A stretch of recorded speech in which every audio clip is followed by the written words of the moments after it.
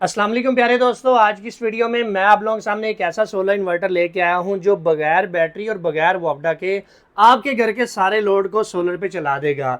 जी हां दोस्तों, मैं बात कर रहा हूं टाइगर कंपनी के रोको सीरीज T14000 प्लस वाले सोलर इन्वर्टर की। ये 10 किलोवाट का एक पीवी इन्वर्टर है जिसको बैटरी अटैच नहीं होती। आप चाहें तो इसके साथ वोल्टा लगा लें, चाहें तो वोल्टा ना लगाएं, वो आपकी अपनी मर्जी है।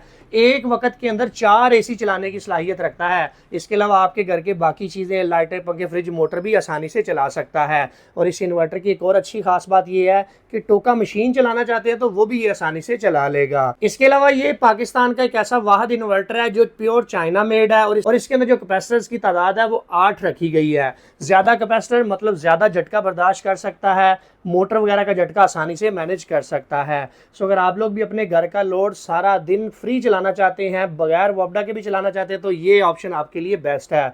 अगर बात कर ली जाए इस इन्वर्टर की कीमत की, तो कंपनी ने अभी इसकी मौजूदा कीमत 75,000 रखी है। प्ले के ऊपर नंबर दिया गया है, यहाँ पे रब्ता करके भी इसे अपने घर बैठे मंगवा सकते हैं। अलबत्ता गुजरांवाला में हमारी शॉप है, वहां से भी आके आप इसको परचेज कर सकते हैं।